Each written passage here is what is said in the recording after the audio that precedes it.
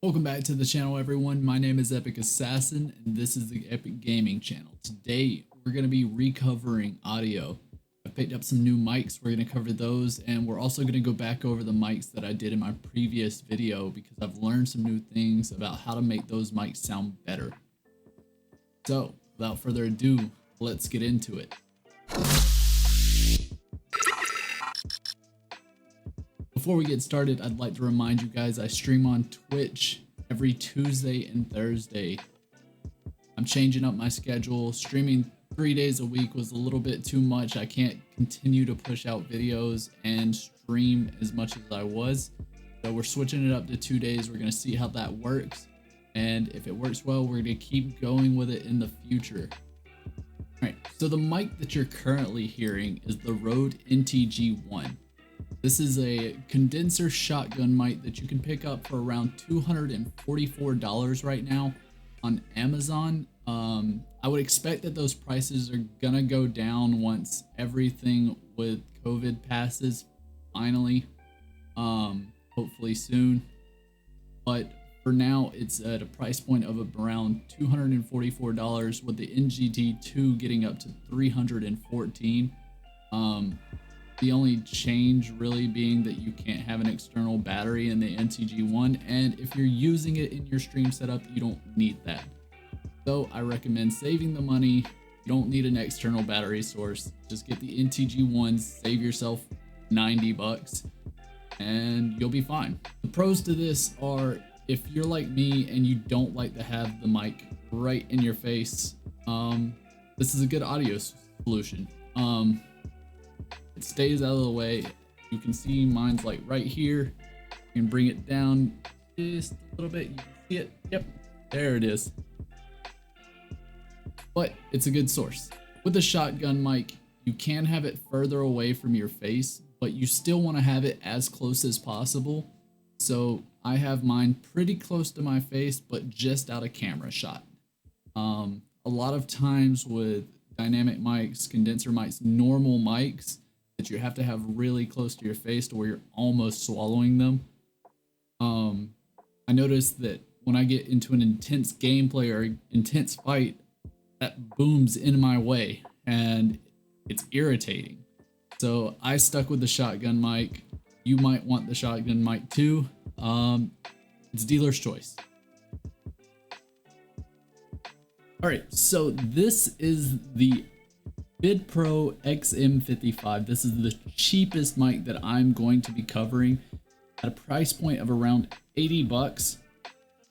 It's a shotgun condenser mic. In my opinion, it doesn't sound quite as good as the NTG-1, as it shouldn't, with the NTG-1 being at $244.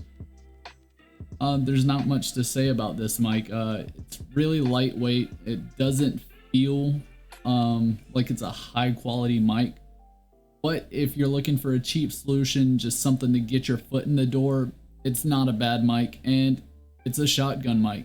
Normally those are pretty expensive. I found this one for 80 bucks, decided to try it out. All right, so now we're moving on to the Rode Podmic. This is the most aesthetic mic you can get for around 100 bucks.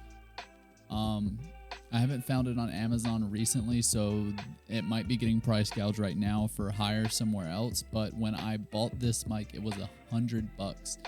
The positives for this mic are that it's a dynamic mic, so anything in your background, as long as you have it equalized the right way, you're not gonna pick those things up. It's very good at blocking out those background noises, so you cannot use RTX voice or other dampening software like that. It's a really good sounding mic. It's a great option for a starter mic. It's pretty cheap. Like with all these, you're gonna need a GoXLR or some other audio interface to plug into your computer, but it's a good option. The only downside for it to me is that it's in my face. I don't really like that, but it is what it is. It's a great mic. So this is the Audio Technica 2035 PK. The way that I like to have my EQ set up it makes it sound very similar to the Podmic. I think you can hear the bass a little bit more with the Podmic, but they're honestly both really good mics. The only difference is the Audio Technica is around 230 bucks when I bought it. I haven't seen them for a while, so they might be getting price gouged as well. That's an ongoing trend as COVID has developed. All things tech are just being skyrocketed by price gougers. You love to hate them, but it is what it is. If you're in the field for buying a new mic, I would honestly wait until the virus passes and the world gets some kind of normalcy back, because until then, tech is just going to be expensive.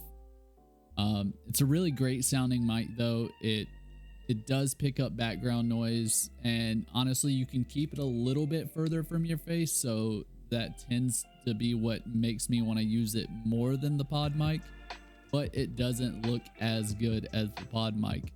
The Podmic is just one of those things where if you love aesthetics, it's gonna be the choice. But it's a great option. It sounds really good, and with the right EQ settings, you're gonna be able to do whatever you need to. All right, so I hope these little demos are gonna help you find a mic that fits for you. This isn't really meant to be super informative or anything like that. It's kind of just a demo, show you how these mics sound, because I know a lot of people are like looking for mics, trying to figure out how they sound and what's gonna be fit for them. But a lot of people go really far into the science. I don't know a lot about producing and stuff like that, but what I do know is the production side of streaming. And so with a GoXLR, you can get the right EQ settings. You can get these mics sounding really good without like spending thousands of dollars on a studio mic that honestly isn't going to sound any different on Twitch or any other streaming platform. They all sound relatively the same through OBS, and that is how I record my videos. So they sound in this video how they're going to sound while you're streaming. I hope this video is helpful, and thanks for stopping by, guys. Remember to like and subscribe. It's really going to help me grow the channel, and it lets me know that I need to keep producing content. Thanks.